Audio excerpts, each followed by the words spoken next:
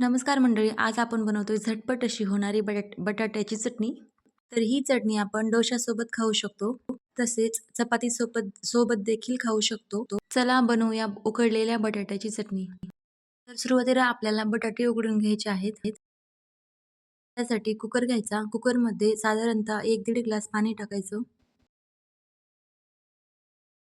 त्यानंतर बटाटे स्वच्छ धुवून कुकरमध्ये टाकून घ्यायचे. बटाटे टाकून घेतल्यावर कुकरचं झाकण खालीच व्यवस्थित असं लावून घ्यायचं आहे. अशा पद्धतीने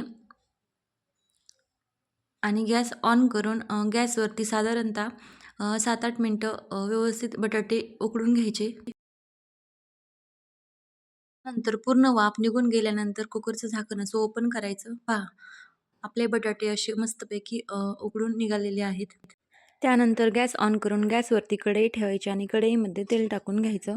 तर ही चटणी लहान मुलांना खूप जास्त आवडते. त्यानंतर तेल गरम झालं की त्यामध्ये टाकायचे आहेत मोहरी, जिरी आणि बारीक चिरून घेतलेला लसूण आणि कांदा, नंतर थोडीशी हळद.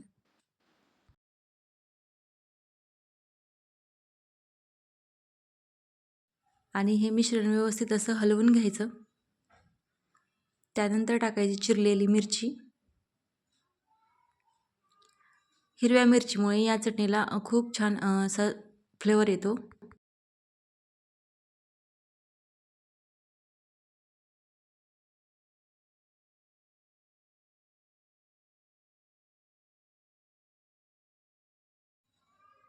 फोडणी अशी खमंग तळू द्यायची. तळेपर्यंत आपण उकडून घेतलेले बटाटे थंड झालेले असतील, त्याचे वरचे साल काढून कुस्करून घ्यायचे.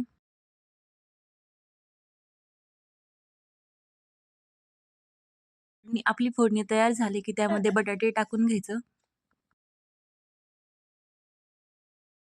अशा पद्धतीने उकडलेल्या बटाट्याचा किस टाकून घेतला की त्यामध्ये मीठ टाकून घ्यायचं. त्यानंतर व्यवस्थित असं मिश्रण हलवून घ्यायचं. तर ही चटणी बनवायला खूप इझी आहे.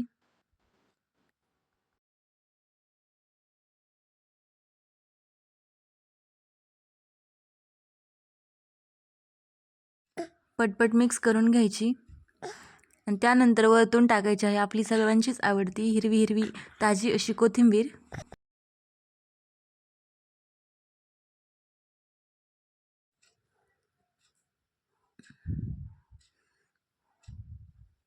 आणि असं मिक्स करायचं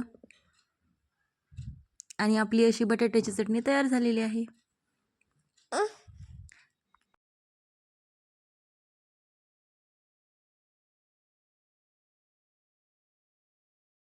तुम्ही देखील अशी बटाट्याची चटणी नक्की ट्राय करा आणि कशी झाली ती मला कमेंटमध्ये नक्की सांगा.